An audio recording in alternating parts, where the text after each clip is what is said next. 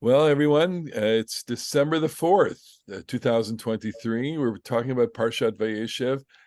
This morning, when I was looking at the Parsha, I looked at, we have a few years of this class online already. I think 2021, 2022, 2020, actually, Yeah, 3 years. three, We're three recording years. 2020, 2021, 2022.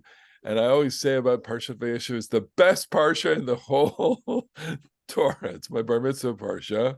And That's right. Oh it's a God. it's such a tremendous story. Of course, this is the first of the last four parshiot of the book of Breshit, all of which deal with Joseph as part of the larger story of Jacob. So the Torah focuses on Joseph now, as we now reach the end of the founding of the people. So we know where we are. We are in the land of Canaan. We are, Jacob's family has been established. Exactly where we are in the history of Jacob's family is a big question. We'll get to some of that, I think, in this in our discussion. One of the things, the themes that carries us through the study is that no matter how many times we think we've read this, there are things that we are learning. We're constantly learning that even on the 101st reading, you can learn something and have a different perspective. Ilana and I were talking about that yesterday, just about the joy of teaching Torah. And I think, something that makes Torah distinct from literature, although you can do this with other um, types of literature. The Torah, because it does not spell everything out for you in detail, but it's so compressed. Everything is so compressed. I think for the sake of just being a narrative, and I think more so being a covenantal narrative and being a symbolic narrative and being a religious narrative, it has to just press everything into such concentrated detail so that every single word yields a whole conversation. I think, of course, that is the intent, to make us study and to make us talk about it. And of course, as we have seen in our discussions, there's not one way. There's no one way of looking at it, and from time to time we have looked at midrashim. We've looked at the very different commentaries of the Middle Ages and the mystical commentaries and insights that people have from their own experiences. And so that's why we're only going to do a very, very small amount of text here, and that's the opening paragraphs, which we really never looked at in depth before. So here they are. Vayeshev Yaakov be'eretz migurei aviv be'eretz Canaan. Jacob Yaakov settled in the land of his father's sojournings in the land of Canaan. Ele todot Yaakov. These are the beginnings of Yaakov. Yosef ben 17 shana היה רואה את אחיו בצאן, והוא נער את בני בלהה ובני זלפה נשי אביו, ויבא יוסף את דיבתם רעה אל אביהם. Joseph was 17 years old, used to tend the sheep along with his brothers, for he was a serving lad. We'll talk about that in a second. With the sons of Bilhah and the sons of Zilpah and his father's wives. And Joseph brought a report of them, an ill one, to their father. Israel אהב את יוסף מכל בניו, כי בן זכולו נים הוא לו, ועשה לו כתון הפסים. Israel loved Joseph above all his sons, for he was a son of old age to him, so he made him an ornamented tunic. ויראו אחיו, כי אותו אהב אביהם מכל אחיו, וישנאו אותו, ולא יכלו דברו לשלום. His brothers saw that it was he whom their father loved above all his brothers, so they hated him and could not speak to him in peace. Now, Vayachalom. Joseph dreamt a dream. Vayachalom Yosef chalom. Vayagid lechav. He told it to his brothers. Vayosifu od oto. From then on, they hated him more. Vayomer alehem shimuna hachalom hazeh shechalamti. Pray hear this dream that I have dreamt. V'hinei anachnu me'alamim alumim b'toch hasadeh. We were binding sheaf bundles out in the field. V'hinei, here. Kama l'mati v'gam nitzava. My sheaf arose and was standing upright. V'hinei, and here, tisubena alumotechem v'tishtachavena alumoti. Your sheaves circled around and bowed down to my sheaf. His brother said to him, would you be king? Yes, king over us? Or would you rule over us? From then on, they hated him more for his dreams, for his words. He dreamt. Another dream. And he recounted it to his brothers. Vayomer, he said, here, hine, halamti chalamot, I've dreamt another dream. V'hine, and here, hashemesh vayarech v'chadatzar kochavim ishtachavim li. The sun, the moon, 11 stars were bowing down to me. Vayisaper alaviv, he told it to his father, ve'alechav, to his brothers, vayigarbo aviv, and his father rebuked him. Vayomer lo, he said to him, ma chalam hazeh shechalamta, what kind of dream is it that you have dreamt? Are we going to come? Yes, I, your mother, and your brothers to bow down to you to the ground. The brothers envied him, while his father kept the matter in mind. And that's the first scene. I mean, it's not even, it's a scene, the first passage, which is a composite of so many different scenes. And I mean, it's 11 verses, and we have hours and hours and hours of conversation on these 11 verses. So we're going to start off just giving, again, an overview here, and just remark a couple of things. Vayeshev Yaakov, Jacob settled Be'eretz Migurei Aviv. We've talked about this in the past, that he has now come to the land of his fathers. And if you recall, at the end of last week, but at the beginning of the whole saga of Jacob, Jacob runs away and is told that he will come back. He promises that he will tithe himself, tithe whatever he produces when he comes back to the land of his fathers. And so what we have here is this moment. Now, just to put this into another context, we already have a few episodes of Jacob in last week's Parsha. Jacob and his daughter, which we talked about, and Jacob and his wives. And here we are. All right. And so we this phrase, Vayeshev Yaakov, is consistent with a bunch of other phrases, similar phrases, and this tells us arrival. And we're going to stop here. We got Nanette raising hand. Go ahead. Okay. So it seems that, okay. It seems very interesting to me that Jacob, or Israel, forgets so quickly that what happens when you favor a child, because he himself had to run away because this whole mess with his father favoring, I guess, Esau, right? And then, right. Then Rebecca did the whole thing, switching around. And so Jacob had to run away because of favoritism. So you would think he would know better, but I guess not. Well, you would think all of us know better than our parents. Speaking as someone with my parent here, right? You would think, and this is a truism that we are very much like our parents, even though we try to differentiate. the Torah is really not as concerned with that as the narrative problem, although it's a problem that I think correctly you raise, which is, when you do favor one over the other, you're going to create these problems.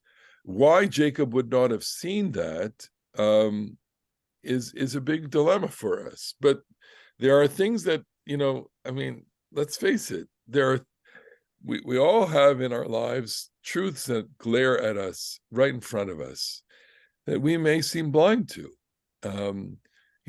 or we don't pay attention to, or that we willfully avoid. And all of those could be factors here. Where I want to go with this is that in the family, already there are problems before we get to his favoritism, okay? And in the family, the problems ensue from the fact that there's more than one wife. There are two wives. The two wives happen to be sisters. And in addition to the two wives, there are two concubines or two maidservants who, in this text here, seems to have they've had a promotion. They are also wives. We'll look at that closely now. The point is that the Torah always understands the possibility that, yes, in antiquity, a man could have more than one wife. But I remember Joseph Telushkin, when he came to our shul many, many years ago, said, yeah, the Torah allows this. The Torah, provides rules for it. But in every situation where there's more than one wife, it's problematic. So despite the fact that it is lawful according to Jewish law and according to the Bible, it's very detrimental. But Marlene, go ahead. Well, my point was going to be that he not only had more than one wife, he only lived with one. It doesn't talk about how he slept with all the others, but he lived with the one that he loved the best. Correct. And so it's not like bigamy or polygamy, where the man rotates, equally, like sister wives, or whatever, the important analogy is. This is a man who prefers one wife to the others, is obligated to fulfill his responsibilities to the others, but we'll go back to the tent of Rachel regularly. The Torah is not is not abundantly clear about this, but reading between the lines as we have, that each one of them has their own tent, that this is what happens. Now, when Rachel dies, he will live in Leah's tent. But we, if you recall, we talked about this with Rebecca.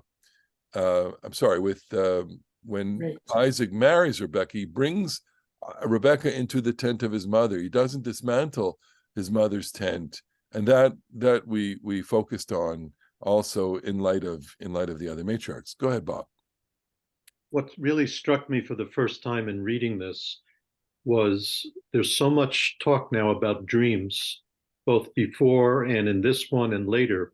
And if I'm not mistaken, Joseph doesn't actually interpret these dreams compared to the ones that will be coming later, but the brothers choose to interpret it in a certain way.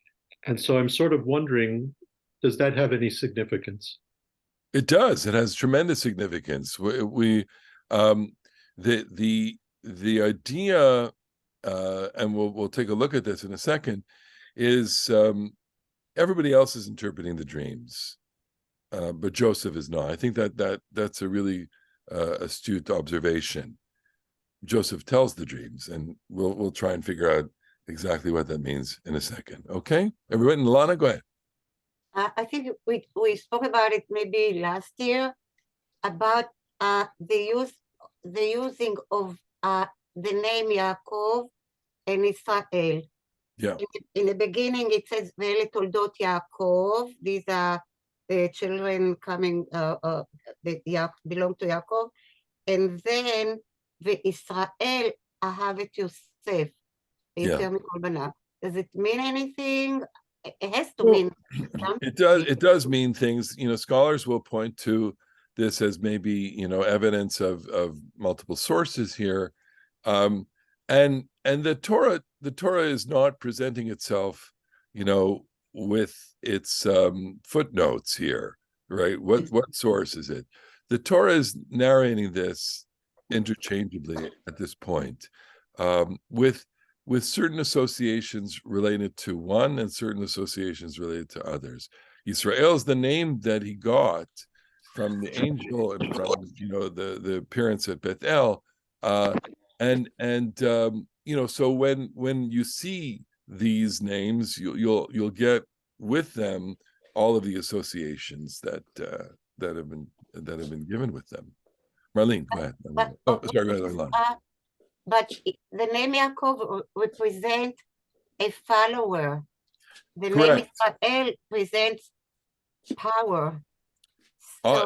Yes, and so could that be, even in the text it says, "From here on in you will be called Yisrael."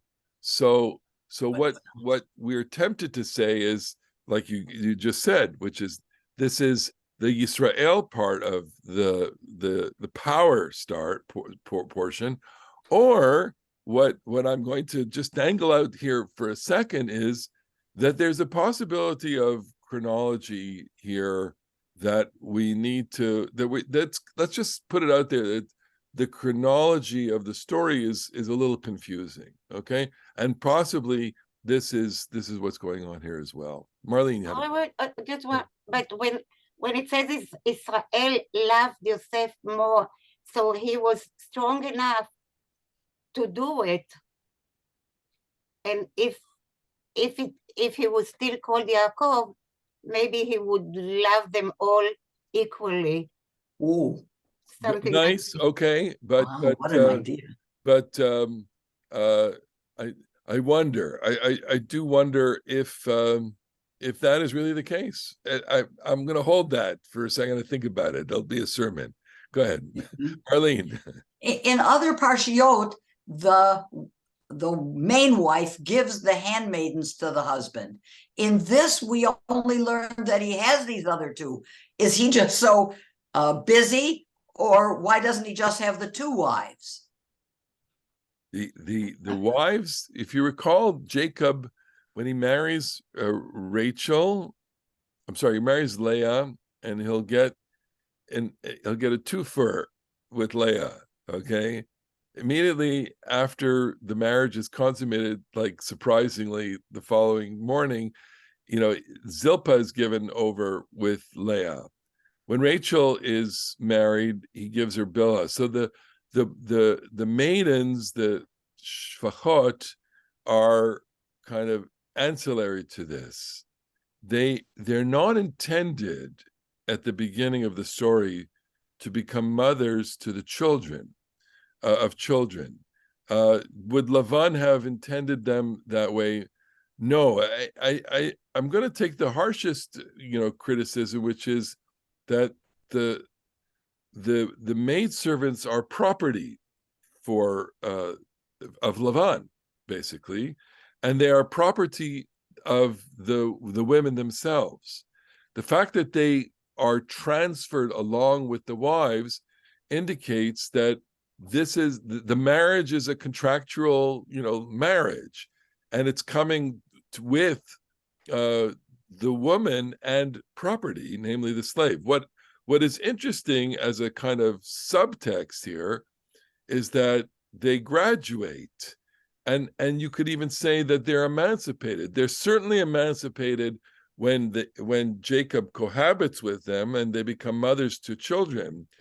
But here, as I'll show you in a second, they are elevated to actually co-wives. And those offspring seem to be more equal to each other, whereas Rachel's children are different. Right. So this is the problem in the story, which is when you have four women and there are two wives that are, supposed to be in the first rank, but one of those wives is the beloved wife, then you really have a pecking order.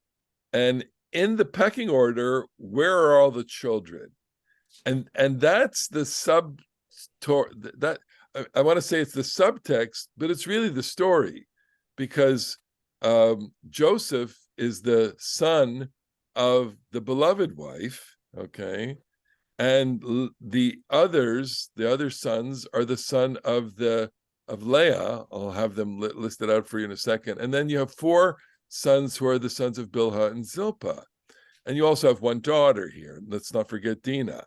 So once they're ranked, we have problems. Now they're going to be ranked automatically because of their birth order.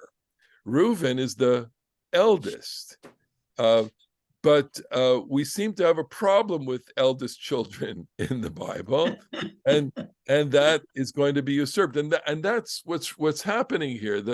There are a number of cross currents here in terms of what the Bible is fighting against. There's this whole idea of primogeniture, the eldest having the most responsibility. That's nature, and but choice and divine choice is going to supersede nature's choice, and parental choice is sometimes going to conflict with that. And then within that is the family system, which is also going to provide problems. That's all, in a nutshell. There's so much conflict here. We can't even get into the story. Go ahead, Nanette, and then we'll go on. I just want to go back for a second.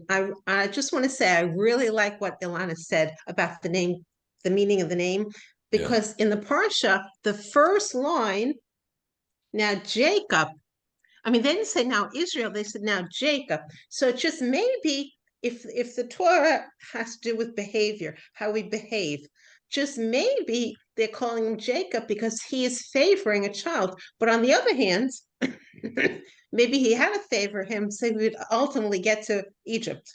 Okay, all good. All right, let's go on here. We're going to go. Okay, so we in the land of Canaan, Ele Toldot Yaakov Yosef. Well, if there's something that will tell you that we are now making a transition, it's this verse. Up until now, we've had this expression Ele Toldot, or Ve'ele Toldot, but in each one, you actually, with regard to Noach, it's Ele Toldot Noach, Ele Toldot Avraham, it's Ele Toldot Yitzchak ben Avraham. This is exactly the moment where we have a transition. Ele Toldot Yaakov. These are the beginnings. This is the story of Yaakov, but it goes right into Yosef. And so the narrator here is not even not even winking at us. The narrator is basically knocking you over the head and saying, this now is going to be the story of Joseph, located within the story of Jacob.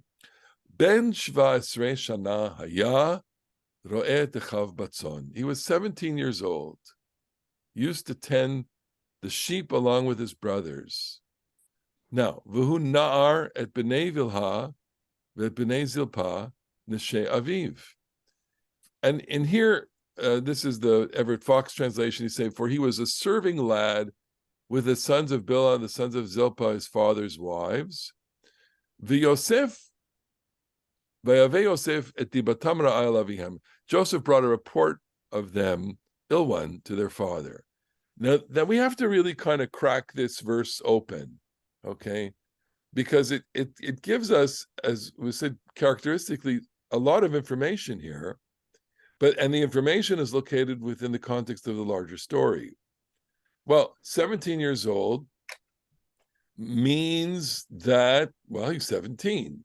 And it means that, and that's going to be a significant number later on in the Torah, because Jacob will dwell in the land of Egypt for 17 years. So 17 it's a bracket. Is the number itself symbolic? We can go there, 10 plus 7, whatever. I mean, it doesn't necessarily need to have any more significance other than a framing structure for Jacob's life. The fact that he was a shepherd is very significant. Well, the whole family are shepherds. Shepherds, we saw that already in the household of Lavan. They live very much in the field. These are pastoral nomads. We have had experience with the brothers in fields, not in the city, and that was the story last week with Shechem. They are the question is, which brothers, and how do the brothers get along with each other here? And when it says V'hunar et b'nei Vilha et b'nei Zilpah, he was, here's translated serving lad. Just leave out serving and just say plausibly that he was a boy. He had a peer group in the family. His peer group was the sons of Bilhah and the sons of Zilpah, his father's wives. Okay, that's a very lovely kind of moment. It tells us a couple of things. It raises the question. My first question is, so wait a second. Where's Benjamin here? Where's Leah? Where's Leah here? Where are the children of Leah? And where are the children of Leah? All of these are great questions, okay? And so here's the thought I want you to kind of hold for a second and think about, which is, given that the Torah is not necessarily a chronological tale, the Ein Mukdam Umuchar B'Torah, we don't necessarily read the Torah in chronological order. The stories that take place in the Torah try to follow a chronological order, but do not necessarily conform to chronological order.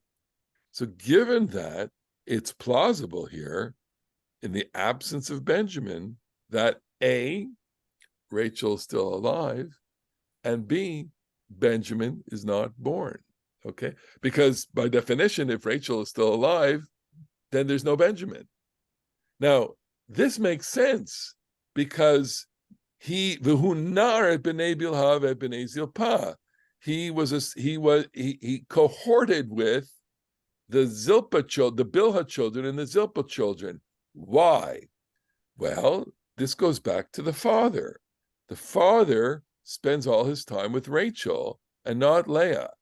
Okay, and the Leah sons, the Leah family is really, really upset with the Rachel family, and they're like their own little group. Okay, they only do things together. As my commentator here says, Ulo izminotam legana shashuim. Okay, the Leah sons did not invite Joseph to play with them. Okay, which is a funny way of saying, this is how the family gets along. The family doesn't get along. You have 4 women right now. Let's just follow the theory here that Rachel is still alive and that this is before the death of Rachel. So you have 4 women, 4 tents. The children of Leah orbit around her tent. The children of Bilhah and Zilpah orient themselves around the Bilhah tent and the Zilpah tent.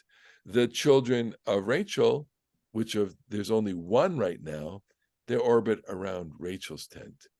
So Joseph is alone. Who is he going to play with? Who is he going to be with? Okay, it's a very clever reading, and I think the more I think about it, the more it really makes sense. Why would he gravitate to the sons of Bilhah and the sons of Zilpah? Answer: the sons of Leah don't want to have anything to do with them. The sons of Leah have status that is equivalent to the sons of Joseph, but they have enmity to him already because they're Leah's children. He has nobody to be with except for the subordinate children, namely Bilhah and Zilpah. So that's what he goes with them. This already, it says to us that he is taking initiative here, and that because he lives alone with his father and mother, he sees himself as having a special relationship with his father. And so the special relationship with his father means he's going to report on, or he's going to give over whatever news on the rest of the family, but only the four brothers that have something to do with him, rather than the remaining six brothers who don't. Let me point this out to show you how this works in the text here. Okay, I have I just had another footnote on this. They sell him as a slave, and later on, and of course and here the connection to the events of the world. When you steal someone, when you take someone as a hostage, it's the Bible really accords this as akin to murder. I think part of the reason why we are reacting to the hostage drama in Israel with such intensity is not only because of the hostage drama, not only because the Hamas is evil, etc., but deep in their core understanding as human beings, and of course in a biblical framing, the stealing of people takes away something from their lives. And I was just before preparing here, I read an account. There are a number of the kids at one of the hospitals, and the doctor who's treating them is saying, she's never seen such just damage, the damage to the children. Okay, and you think you see scenes of kids coming out, that are, everything is not all right. These kids have been damaged, and they'll be damaged for the rest of their lives.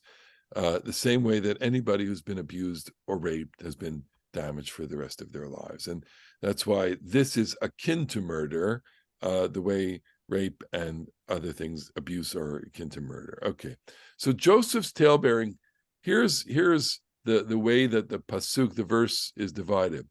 Yosef ben Shva Esrei Shana hayaro et achav batzon v'unar et bnei Bilhah et bnei Zilpah neshev. So I'm so used to reading this, and if you put it under a magnifying glass, you see that this verse already is structured in such a way that there are two rhymes here, as it were, two things that amplify each other. There's A, B, A prime, B prime. A, B, A prime, B prime. Joseph is 17. Joseph is a boy. Just a minute, please. Joseph is a shepherd with his brothers, and Joseph is a boy with the sons of Bilhah and Zilpah.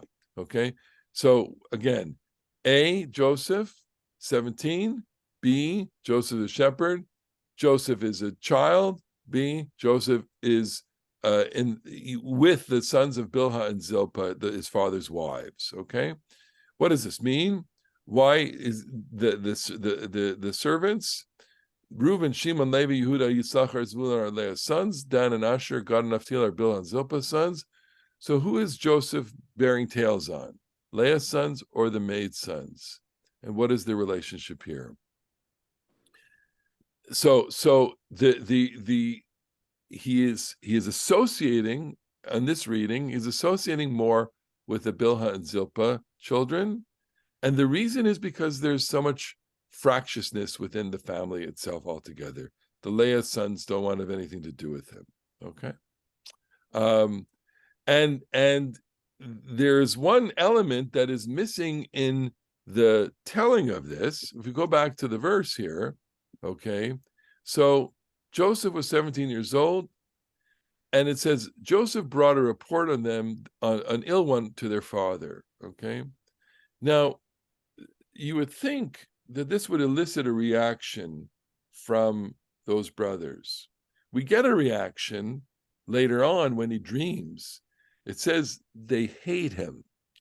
It says they hate him. It says twice, Vayisneu oto, Vayosivu od oto. They increase their hate. And then Vayikanu echav, they envy him. But here, there's no reaction to what he does. And that itself is very, very interesting. Why wouldn't there be a reaction? Well, it's they may not be aware of this. They may not be aware that Joseph is talking behind their back. And this is shocking to them in some ways when they do find out. But there's another reason here, okay?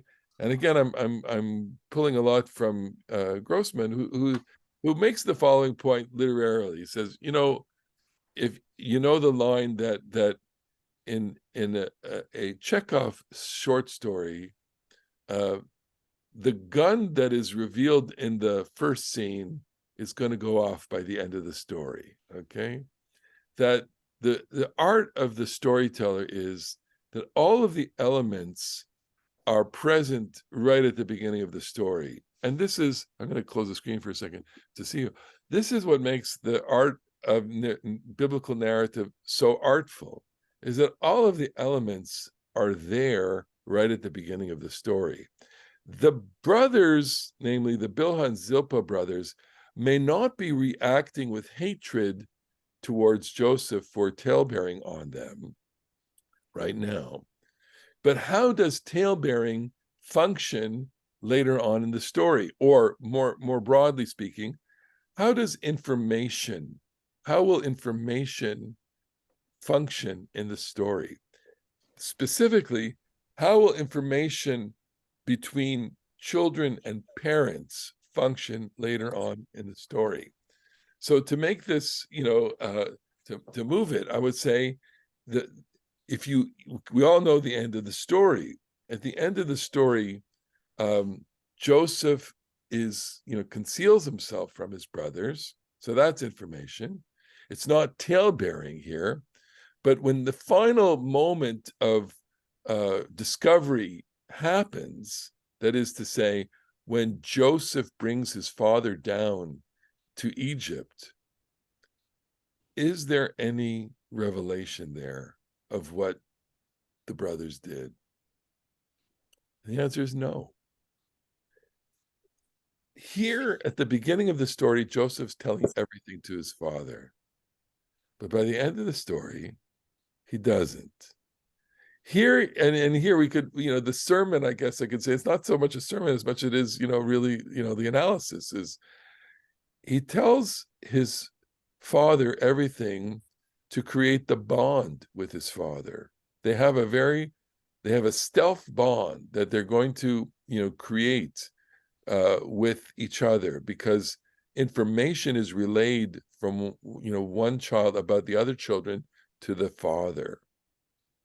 But at the end of the story, Joseph doesn't say to his father, yeah, you know what happened? They put me in a pit and they sold me. And I ended up here and all of that. It's left off the parchment. We could imagine that some of that conversation may have happened, but we could also imagine that the family kept that lie for the duration of the family's life. And that's very plausible. Families have done worse with information. Okay, there are certain lies that live in the life of a family that are never told. And here I think there's we could come up with a good set of reasons why Joseph doesn't tell the tale to his father. One, he doesn't want to distress him any more than he's already been distressed. Two, he wants to, make sure that his father preserves his patriarchal role.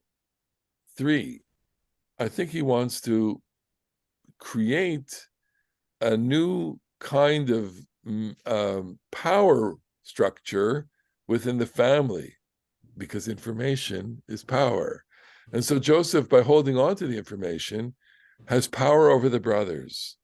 And it's a kind of like a grenade pin, which is, I will maintain this secret for as long as I need to maintain the secret in order to maintain my power over you.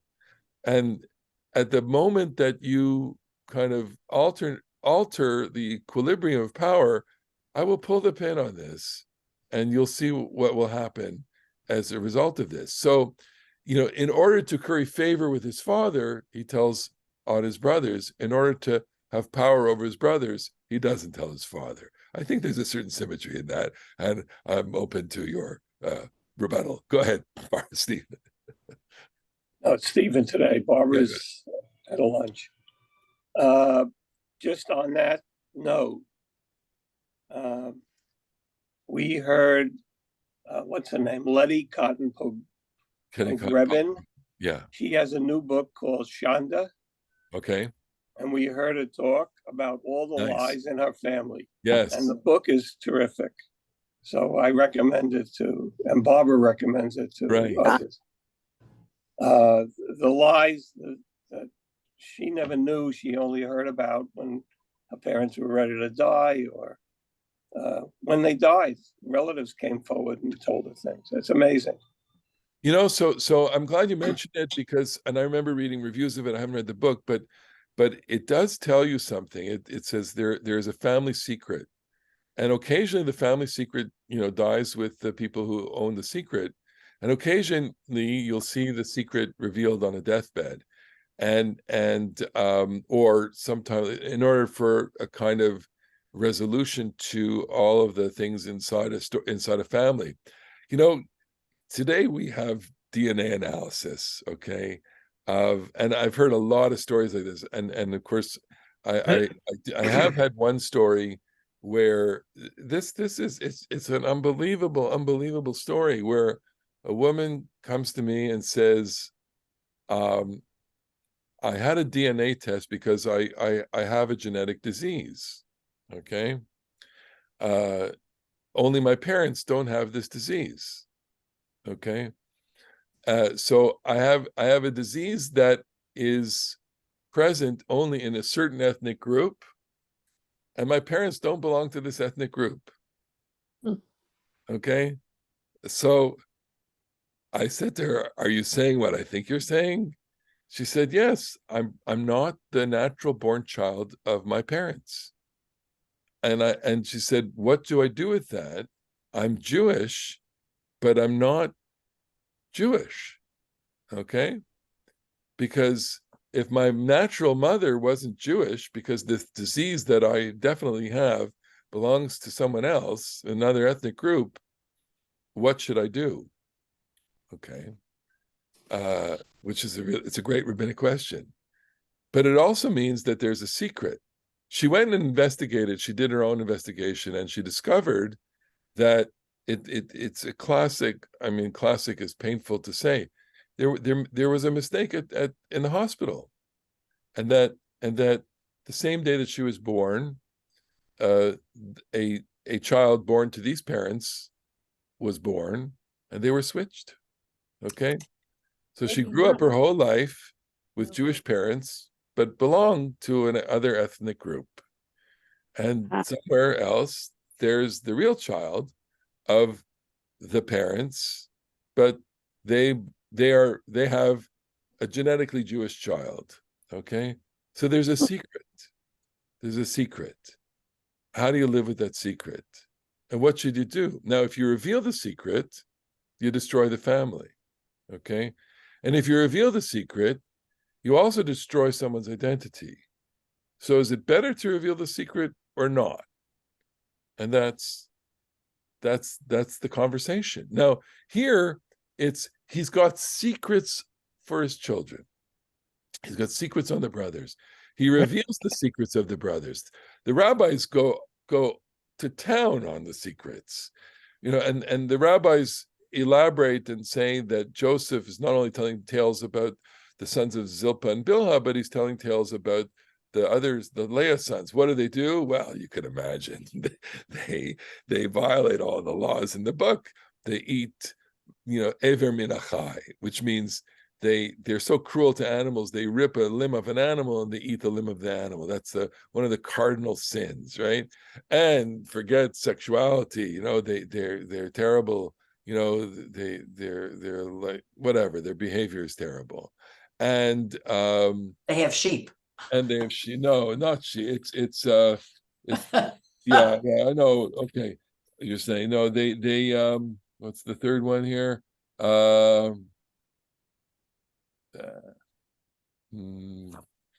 Whatever. There's the three different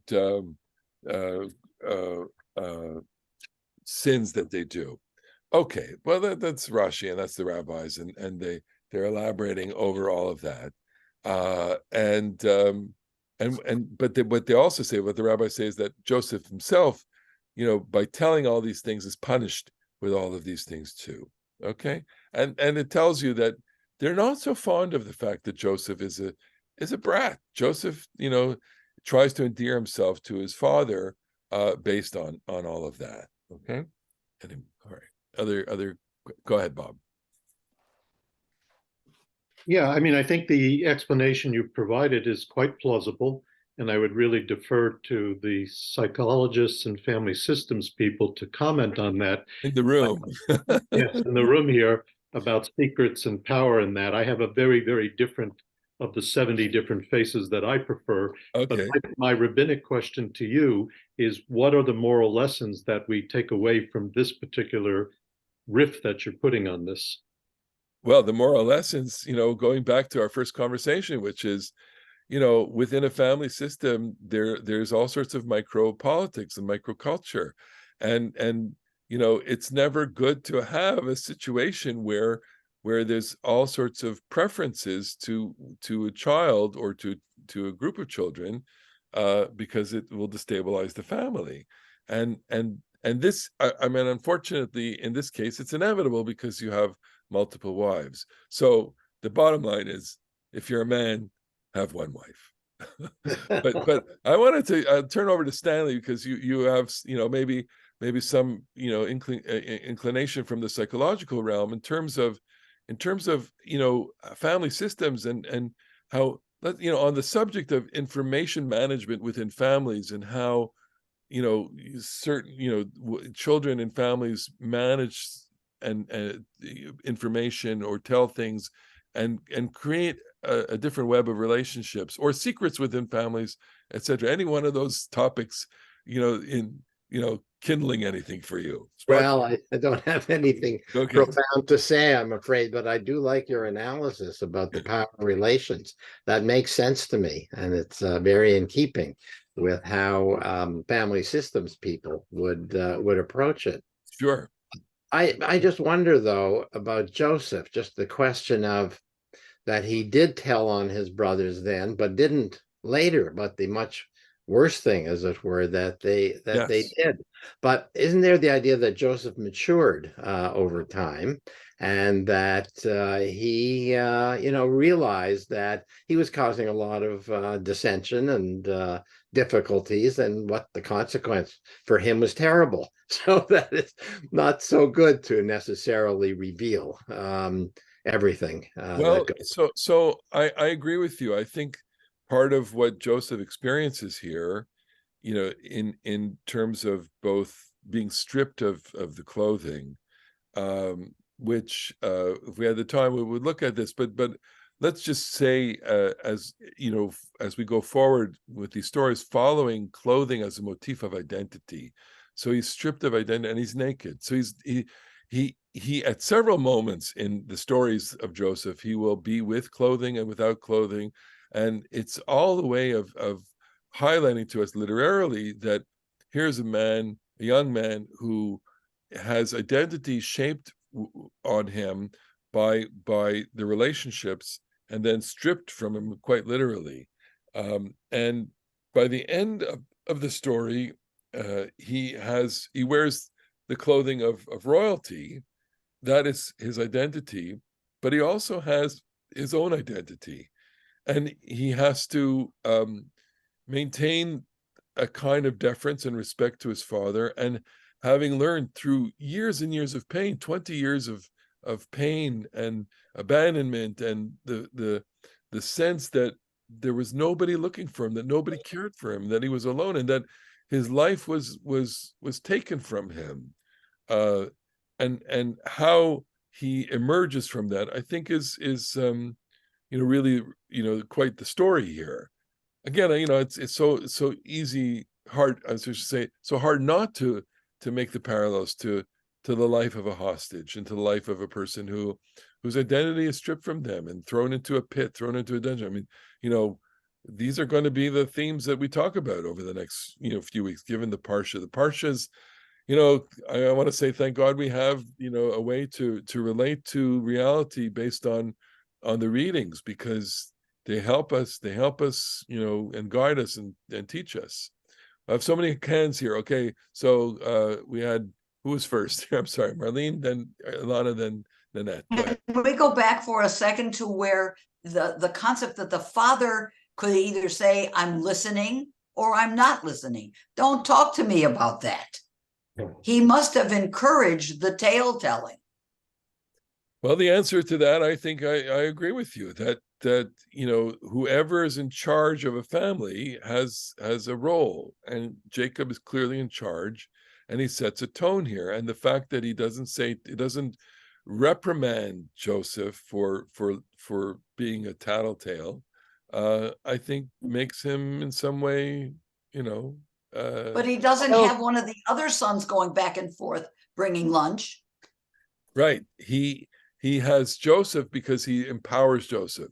I think my reading of it is that there is a certain initiative here on Joseph's part, and that Jacob reinforces that, because Jacob is naturally curious about the other sons, given that A, they don't live with him, and B, that they're part of the whole family. Yeah. All right, Ilana, then Nanette. It's interesting that the group of the brothers that Yosef was not close with, later on, Reuben, he's the one who saved him, even though they were not very close with each other. Isn't that interesting? So there is a dynamic transformation that takes place within the family. Unfortunately, we're not going to get to able to read. It's also in this parsha where, so what happens. Joseph comes, he's sent on a mission to look at what's happening with the brothers, and the brothers see him from a distance, and they say, let's kill him, basically. But no, we'll throw him into the pit. And so, Reuben is the one that says, don't kill him, throw him into the pit, and we'll see what happens. We'll decide what to do. And so, that moment is a moment where Reuben thinks of himself as a leader. Okay, he presents himself as a leader, even though his solution is really not a solution. And this becomes a consistent theme in the life of Reuben, who is a dolt, basically. I'll consider him to be the kind of individual within the family structure that he is the firstborn, but he is nowhere near capable of acting like a leader. It's Judah that usurps Reuben's role, because Judah's smart and Judah's able to act that way. And I think there's a theme like that in the Corleones, right? Go ahead, Nanette. Go ahead. Okay. Go ahead. You have to mute. You're muted. Okay. So I just want to go back to when you were talking about the clothing for a second. I thought it was really interesting. Maybe, you know what? Maybe, Rabbi, you can comment that when he was being seduced by the queen or whoever she was. Potiphar's wife, yes. Yes. And, he didn't succumb to it. He said, no, whatever. And he ran, but he left his robe. He didn't have to leave the robe, but for whatever reason, he left the robe. Yeah. We should spend an hour on that story. She grabbed it. Well, that's the rabbi's favorite story. Well, it's a moment of real ambiguity because, you know, she does try to seduce him, and she takes his clothes. You know, she kind of takes the clothes off him, and he, you know, you really don't know if he is leaving them, and what that means. Is he trying to, you know, how innocent is he in the whole situation? But we'll have to leave that for a different conversation. Stanley, go ahead. Yeah, so I'm still thinking of something Ilana brought up earlier about the use of the names Yaakov and Yisrael. I don't have the text in front of me, but my understanding is that Yaakov was in a process of transformation. He was avoiding going to Canaan, and then he finally did, and he is now confronting Esau and so on. And so the name change was very appropriate. So he may have been still betwixt and between on this, or else maybe in the way in which it's used is connected with this, that the old Yaakov said one kind of thing, and the new Yaakov, namely Israel, did something else. But I don't have it in front of me, so I'm really asking you if there's anything that can be connected to that in terms of the names and how it represents Jacob's identity. I think, yeah. Look, if we take identity as a theme running through these stories, and of course name as essential to identity, I think the point is well made, that we do have Jacob in a process of transformation, you know, but there's also a regression here. There's transition and regression. And Joseph, you know, he'll also get a new name, by the way. Next week he by revealing the meaning of the dreams to Pharaoh, gets a new name, and that also suggests transition. So I think everything that you mentioned here is very compelling. Let me just, you know, end with one last one. I mentioned, you know, this idea that Joseph may be you know, the only child at this point, and Rachel may still be alive. I'm going to just point to this this phrase here, which is "Kivens kunim hulo." This is the reason it says. I'll quote Israel: "Ahav Yosef mikol echav banav." That Israel loved Joseph above Israel ahavet Yosef mikol banav, from all of his sons. Ki vens kunim lo, because he was the child of his old age. And then it says Vasa lokatonat pasim, and he makes him the coat, the ornamented coat. So is Rachel still alive here? Well, Rachel died in the previous Parsha. If Rachel died in the previous Parsha, and we're reading the story chronologically as we are used to reading it, then of course she's not alive here. But then Benjamin would be present here. But then the question is, why wouldn't Benjamin be the child of his old age? So if Joseph is alive, if Benjamin is still alive, why is Joseph called the child of his old age? I'm sure there's a good, you know, a good logical reason for that. But the simple explanation, I think, is the most compelling. Wait a few minutes. He's finished. The simple explanation is the most compelling, which is that Benjamin is not yet born. Okay, so follow the narrative here, and let me kind of just shake the way we normally understand it. Okay, Jacob and Rachel are still married. Joseph is 17 years old. He's in the tent with them. It's a happy little family with one child. Okay, the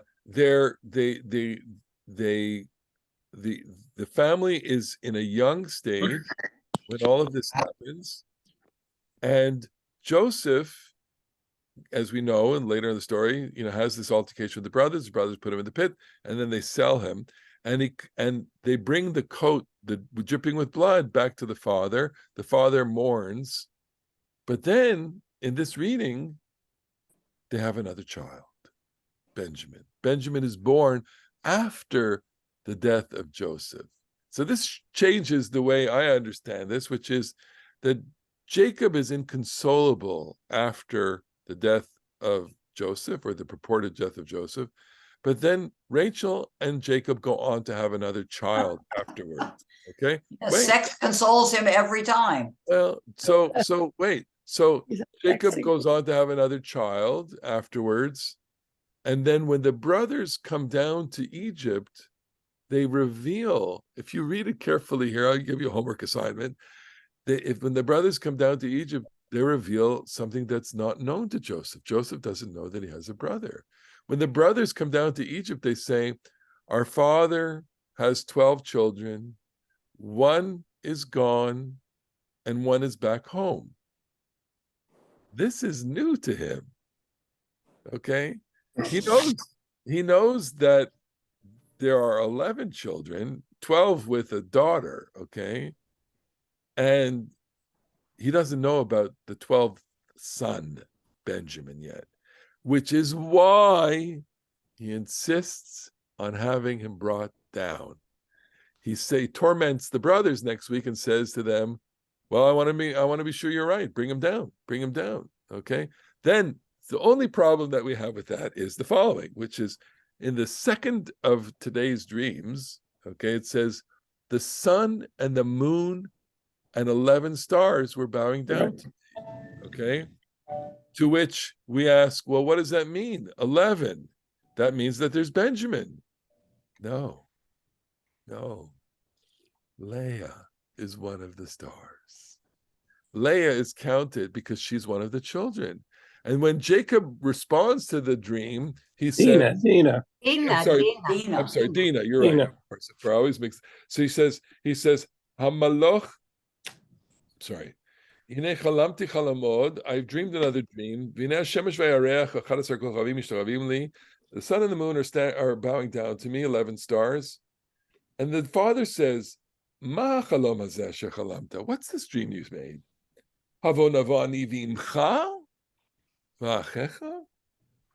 I and your mother and your brothers going to bow down to you?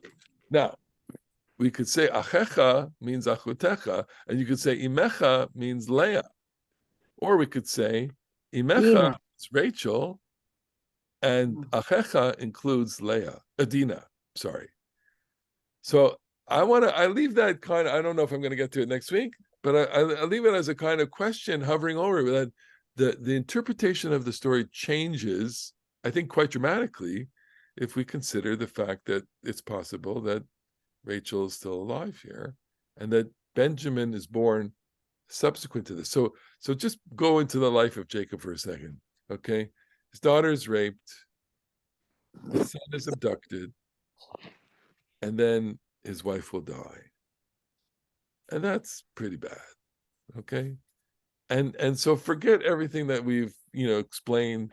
Jacob is whole. No, it's a cascade of tragedies that happens to him that he doesn't measure up to. Okay, he certainly, in my opinion, my humble opinion, his reaction in the events of Dina are just inadequate, to say it lightly. His reaction to the abduction and purported death of Joseph is complete and total breakdown. And then when Rachel dies, he really doesn't know what to do. And we see him as a hollowed out person, and that's how he will be later on. But only want to be optimistic when we conclude the class. So we'll see that these problems, I think, will ensue, and that they will lead to some kind of resolution as we go forward. All right?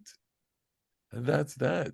Thank you so much. It's a great explanation now. Thank you. You get it. That's very nice. Good. Beautiful. Thank you for that. Okay? Yashikoa, Rabbi. Thank you. Toda Everyone rabba. have a good week.